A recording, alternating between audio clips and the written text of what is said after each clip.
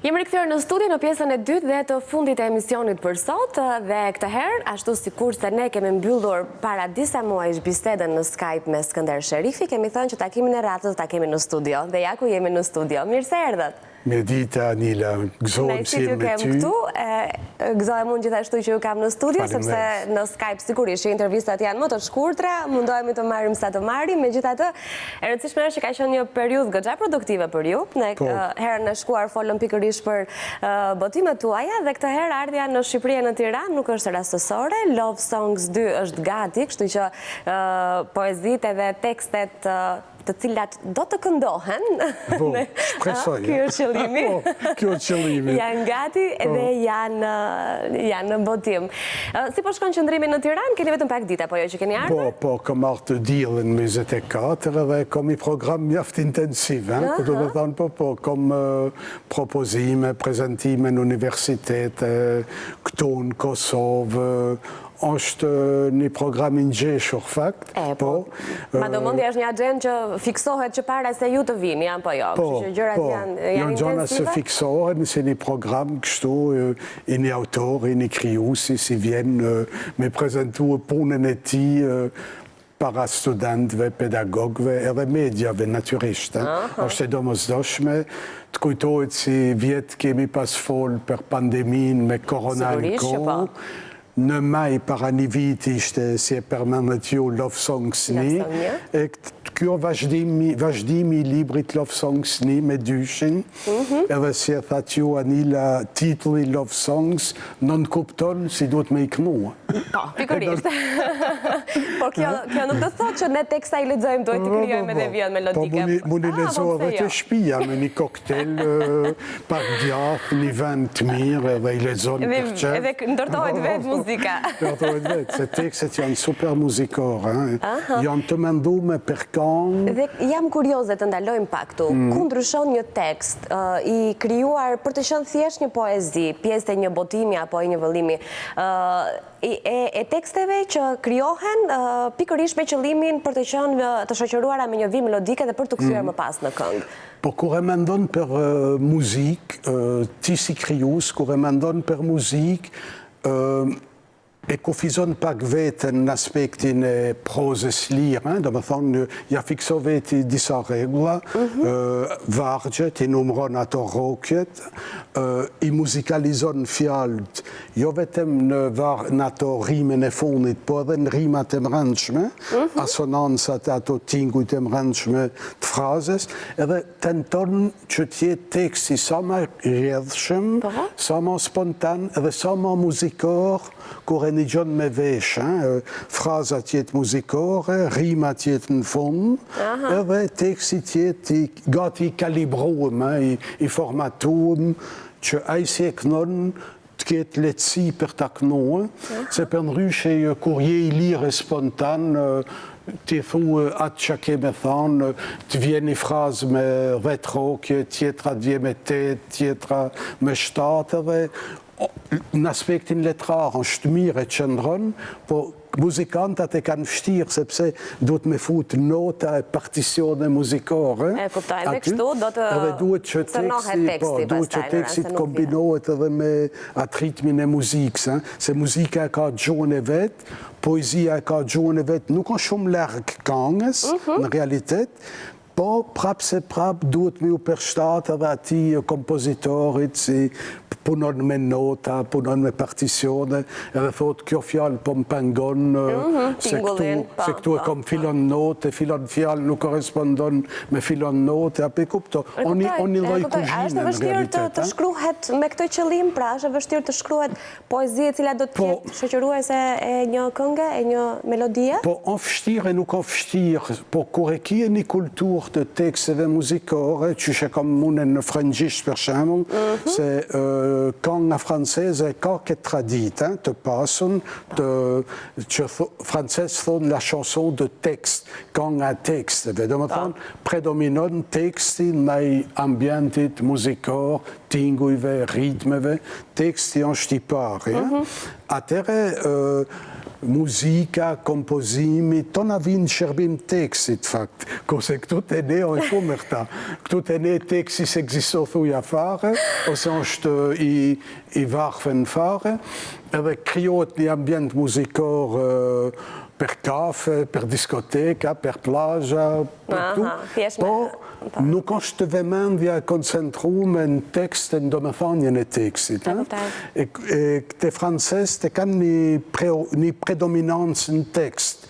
Të anglosaksonët nuk e kanë, me përjashtim të Bob Dylanit, të Cohenit, të 5-6 personave, se dhe ata kanë ma shumë hitë, kështu ritëm diskoteka, që mund thush. Po sepse është treg muzikor, si do që të jetë. Ata e qunë dance floor, Po, në rregull, jemi kuptohet. O muzike, po.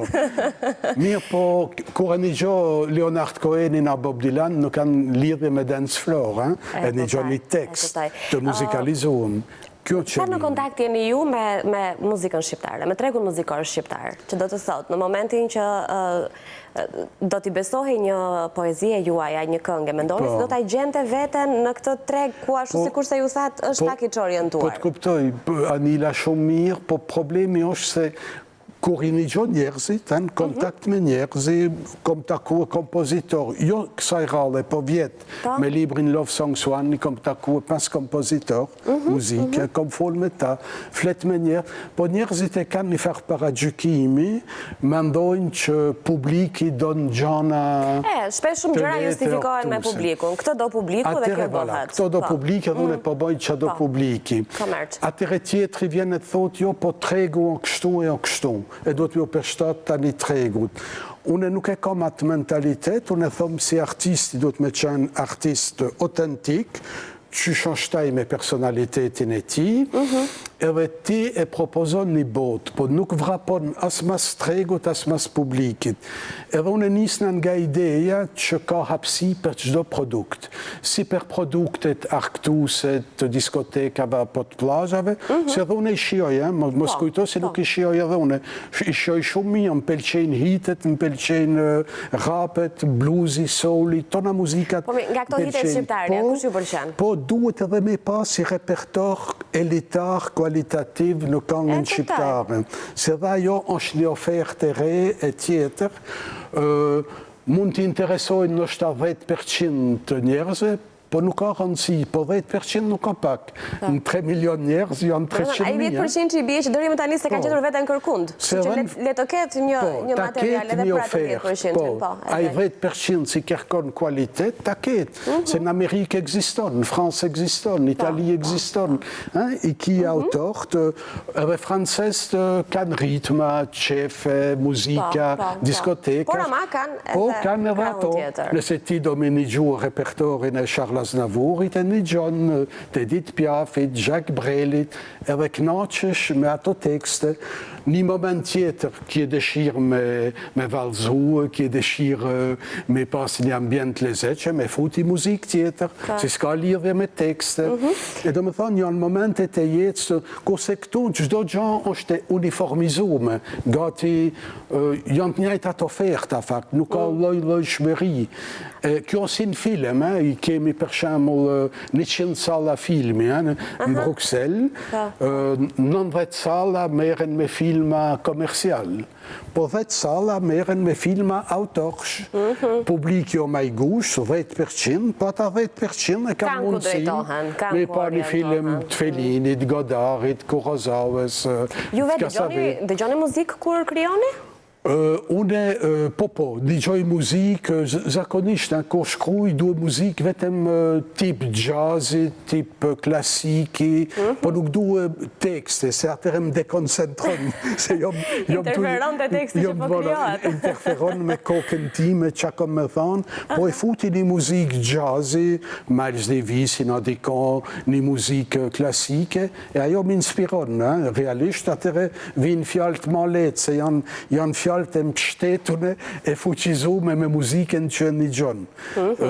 E fjalla o muzikën veti, po, e muzika ta ushen fjallën e fjalla ta ushen muzikën. Nëse një kompozitor do t'ju beson të ju, të zgjidhnit një prej poezive që është në këtë libër, e për ta kthyer në këngë, këtë do t'i propozonit? Një. Sinqerisht, Anila, nuk di se kur e shkruhet ti një vepër, ti thua kjo E di vetë që janë të gjitha njësoj, duhen po njësoj. Ka tekste si janë me vërtet të prekshme. Janë të gjitha tekste dashuria? Janë gjitha tekste sentiment, dashuri, romantizëm, absolutisht. Po, unë të kisha propozu, po ti heziton me lexuani. Po nuk jam interpretuese kaq e mirë, sidomos me këto tekste kështu emocionale. Ma i keq se ti, se nuk e kam aksentin francez. Do të na duhet njëri më i ndjeshëm këtu. Po thjesht për të krijuar një ide. Po provoje për shembull tekstin 103. Provoje tekstin 103 për shembull. Lezoj dy strofa me Jo, ishte atje, nuk janë, do të thënë, shumë prej tyre më duken goxha të gjata. Apo nuk është kriter që një tekst... Jo, nuk është kriter, se një kanë 3-4 minuta shkon, pa problem. A do të lejonit ju të prekej teksti?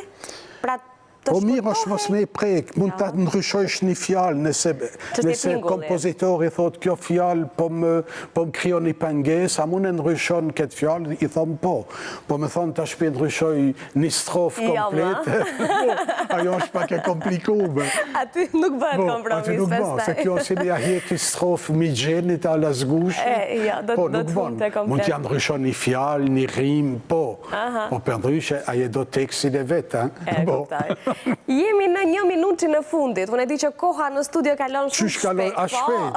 Kaloj shumë shpejt. Si do përshko jem në së bashku. E di që ne do qëndronim edhe shumë kohë të tjera së bashku. Megjithatë, unë e di që ju do vini prapë në Tiranë, do largoheni për pak ditë apo jo, por do t'jemi sërish së bashku, qoftë nëpërmjet Skype-it. Uroj shumë që të kemi këngë prej këtij libri. Uroj që në i kompozitor të bindet që duhet me bavë dishka me këto tekste në aspektin e muzikës. Ka goxha material që syri do të mbes diku. Kënaqësi t'ju takoja nga afër e t'ju kisha në studio. Faleminderit Sanila.